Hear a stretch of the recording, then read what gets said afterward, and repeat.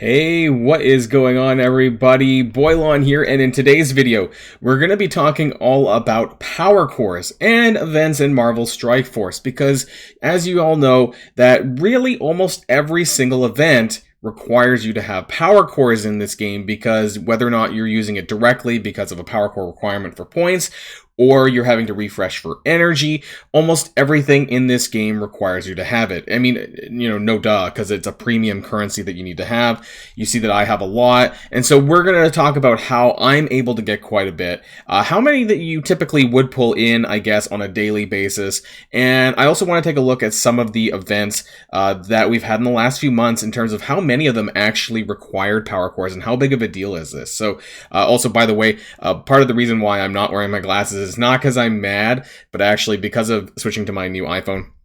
When I look directly at the camera with my glasses, it does glare sometimes, and it causes a weird little fuzziness. So that's why I've taken them off. I can see. I'm not blind. So if you're ready to go, let's boil this down.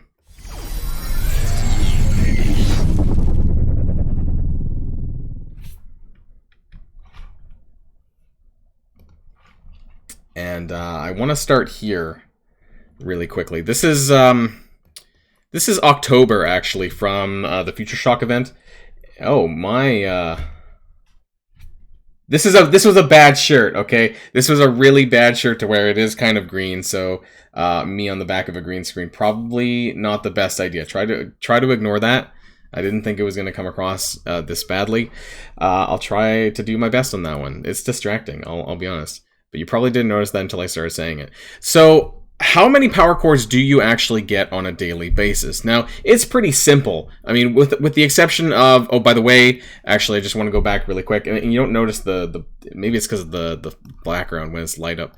So here at the very bottom, now I haven't done this yet. It's still available. If you haven't done it, you can get the 1,000 power cores for signing up your Scopely account.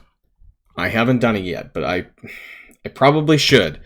But just a reminder, if you haven't done this, this is a quick way to get 10 gold orbs, which, I don't know, is like, with average luck, it's like 1.5 million maybe, and 1,000 power cores in the Loki shorts. Okay, but other than that, this is your daily power cores that you're going to get. This is about 50 from the High Roller milestone. Now, this is daily. You do need to spend about, I believe it's 1.075 million or something like that now, because they changed it from 1 million. And then the energy milestone, it is 50, but it's a 2-day milestone, so you're getting 25 a day essentially, and you're getting 50 through your daily objectives. So those are kind of your static power cores, which is about 125, and then the rest of it stems from arena. So depending on how many that you actually get in arena, you could have a grand total of your daily, realistically anywhere from 175, which is like a 50 core payout, to 425 for 300. Now I know there's higher, but I just wanted to share, what, I got 300, for example, for today's payout. I was not ranked 3. I was actually ranked 7. So that is, I believe, top 10 that you get 300 cores. It's very, very hard to get top 5. You either, I don't know, need to get lucky, or you need to attack right at the payout in order to get some of these. Now, it's not impossible. For me, my arena payout is at 9 a.m., which is bad because I don't wake up before that. So I take what I can get. I'm normally in the top 20. I'm usually in the top 10. But, obviously that means that arena is super important. And so this is the same team that that's one of my variations of the team that I used. But Spider-Man 2099 and Spider-Weaver have been the mainstay of my arena team for the last few weeks to a month, maybe? No, I don't know. Whenever I made that video. If you guys remember, I did do this video. It was called Best Arena Team, period. And this is how I was able to beat all of the Horseman variants and things like that, with Dormammu especially, without actually using them. Now, I do use Eternals in this video, but it's a really great resource, and if you do have these characters available for you, I definitely recommend it. Now, for not baby accounts that are maybe, level 75 or lower, I still recommend using Spider-Weaver and 2099 together. You could use characters like Emma Frost, Morgan Le Fay, and Kestrel if you don't have the full Eternals. We do know that Cersei is going to be farmed farmable now, and we also know that, well, unfortunately, Icarus is still locked behind those premium orbs, so that's a little bit more challenging to get. But if you're able to use this setup, I definitely recommend it, because you're going to be able to gain some footing in the arena, and you're going to get power cores at a lot more rapid pace than you might have before. Very, very important. Obviously, this makes a pretty big deal to your overall power cores. Now, what's also really important, though, is making sure that you're not overspending. So some people ask me, Boilon, what do I do with my core? Or what do I do with my cores? And I'll tell you what I don't do.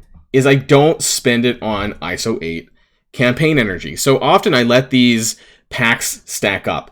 And in the age of coordinated assault, which we are getting twice a month now for the last few months, that you need to spend power cores. And so sometimes I do spend power cores on this during coordinated assault if I need to, but otherwise I don't. And I let these packs stack up to about 500. So when coordinated assault comes around, that I have the maximum packs to throw out my energy. I don't recommend using power cores otherwise. I think it's a personal waste, and you don't need to do that. And because they actually refresh the energy. It's 1 every 4 minutes instead of 1 every 5. So you're actually getting more of this, but you're getting the same amount for the cores. You're getting 120 for coring. It's just not worth it, in my opinion. So, campaign energy. Do I do this? Not really. Not anymore.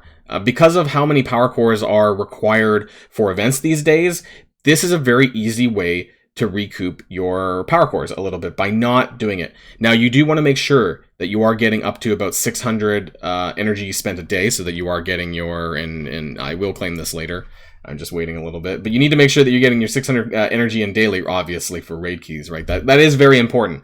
But you don't need to spend power cores really to do that. So you do have your 1 free pack that you normally get every day, and then you get your 380 free refreshes, like those that you just saw, plus your, I believe it's 244, something like that, energy. So you really only need to do this one time. Actually, maybe not even do that, because there's the 100 energy that you get on the web store. So that plus the free refreshes plus your time, you really only need to do this one time to get above the 600. And usually that's covered by the energy pack. Sometimes you might have to core 50, and that's it. And that's all I personally recommend. I am farming characters that I, maybe could use, but at the end of the day, it's a resource management game, and you need to find how to do that within your own means. So for me, I'm just for an example, I'm farming Kate Bishop and Lady Deathstrike. I'm almost done Lady Deathstrike, and then I do Moondragon, who's almost done as well. She's gonna be done soon. I should have finished her already. I don't know why I haven't. And then the rest of it just goes to farming unique nodes that I need to. This is going to change, obviously. This has actually been recorded before the release of the epic, the heroic. In case you've been wondering, yeah, I'll be farming this, especially the Cersei node and things like that. I won't be farming Madeline Pryor because I don't give a crap about her. But yeah, no, this will be unlocking soon. So yeah, in case you're wondering why it's not there, that's why, because I've recorded this before the release of this. But yeah, so it's really important that you manage your energy spending. Don't go too far, because even if you're not level 90, it doesn't really matter how fast you level, because you're going to end up getting a bottleneck in some other way that you don't even really need to worry about that. It doesn't matter how many cores you're spending on campaign energy, because you want to make sure that you have enough to clear those events. And so secondly, I want to kind of go back to this. This is my spreadsheet for October. So I want to start here. And I want to go through these events. I want to see how many of these events did we either directly or indirectly reference power cores or need to have them. I'm just curious myself, because I haven't actually checked it out. But you can see here that Rogue's Gallery event, I normally put it in brackets in terms of what you're doing. So I see orb opening and energy, which means that if it's energy, then you know that that's going to require some coring, right? And I should have that in the math somewhere. I don't know why I didn't in this one here. Blight, Barrage. Oh, maybe they changed it. The Rogues Gallery. I don't know. It should be. No? Weird. Okay, well, I don't know. I don't remember that. That was a month ago.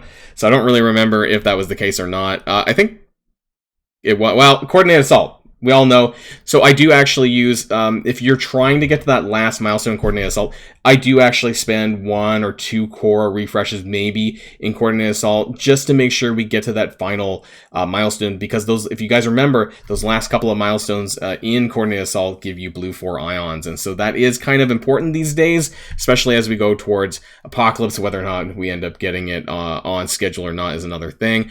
Helicarrier Clash. War Alliance credits, Blitz. This one doesn't actually require cores as. Actually, you know what? It kind of does. So War, when it comes to War energy refreshes in the store, of course, because usually when things like War energy is involved, you normally can't do like 14 attacks, for example, without having to, not every single War anyways, without refreshing your Blitz store in order to get more War energy refills. So there is a little bit of that, not a ton. Let's see, what else do we have? Night of the Spider. I do remember this one. Energy and War plus the evidence. So you did get a lot of points through spending campaign energy. So whether it was for your 200 cores daily or 400 cores daily or however many you wanted to spend for campaign energy during this event, this inevitably also required it. What else do we have? The Spider Shadow Milestone. This was all related to the same stuff. The Midnight Haunt. That we just had, right? This was Blitz and Power Core. So specifically a Power Core spending event. Now this was garbage because the payout was trash, and I forgot that you needed to get to 100,000 just to rank, and I was wondering why my rank was so terrible. And that was the end of this month. Let's go back to September. This might be a little bit better. So Stark R&D milestone. I remember that was a good event, actually. I remember this one. So this had a spend gold mechanic and blitzing with Bionic Avengers. This actually didn't require power cores, so maybe not all of them do, but I would say at least half of the events. Keep in mind, there's also a campaign event every single month. Like Spider Weaver, for example, which we had, and Viv, who was before this, which might be in here as well. Those would all require anywhere from 200 to 600 power cores daily. So once again, and those campaign events run for 15 days, which really stretches your power cores thin if you don't have a good amount, saved, like a nest egg. And so, I tend to save about 3,000 power cores for events specifically. I just kind of I put that to one side. I don't touch it because I know that most of the events that I'm going to do is going to require anywhere from 2,000 to 3,000, just during that duration. Power of Attorney. This was blitzing. I'm pretty sure this was blitzing. Let's zoom in a little bit. Pretty sure this was blitzing. So that didn't actually necessarily require that. And then there was a war thing as well. So for once, that didn't actually require power cores. Totally awesome. Now this did, because that was energy, right? So this was the Brawn event that did require energy spending. I do remember this quite heavily. And also Alliance credits, which means that you needed to donate typically 50 power cores to get more points for that. So campaign energy and Alliance donations, anything Alliance donation or credit related will always involve you wanting to donate at least 50 cores, if not 100 cores daily. So again, another thing that you need to do. That was that. Ethereal Arms, more coring for Spider Weaver's event, right? At least for the first 7 days. So that 200 to 600 coring that I talked about, or however many that you wanted to put in to get the orbs for Spider Weaver's event. Again, another instance where you need power cores, and it's just crazy. I would say, let's hold on, 7 days for Ethereal Arms, so that's a check. Showtime or whatever was totally awesome. That's 6 days, so that's 13 days.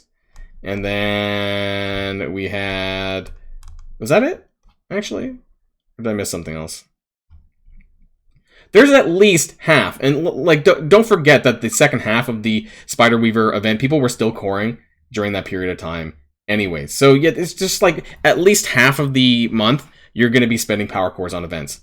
So then what do you do with the rest of the month? Is what maybe you're asking. Well, you save. You save in the way that I just mentioned. Try to limit or spend nothing in your power cores. Don't refresh stores during this time. Don't spend it on excess campaign energy. Don't spend it on ISO 8s. Save, save, save. Because you'll do so much better in these events if you make sure that you have the power cores that you need to get it through. You see a lot of references, whether it's in my videos or someone else's videos, that are 200 to 600 power. You essentially, Zombie Iron Man. Hey, you guys remember that one. So, basically, the events now are tuned to 200 cores at a bare minimum daily now, and anywhere up to 600 a day for 5 to 7 days for events. It's just crazy. So the amount of power cores you need is huge, and you need to save and make sure you have that set aside for events, because that's Marvel Strike Force. Now, if you spend, then, we don't really need to talk about that, and you can probably figure that out for yourself, and, you don't even need this whole video. But if you don't, and you want to stay free to play, but you want to stay somewhat competitive, I guess, then you're going to want to save your cores. I hope that some of this helped, at least kind of get an idea of what you should be doing with your power cores and how you get it and how often we're using it. And we'll see which next event comes that we need to spend them again. So until next time, stay safe and healthy, and I'll see you all later. Boilon signing out.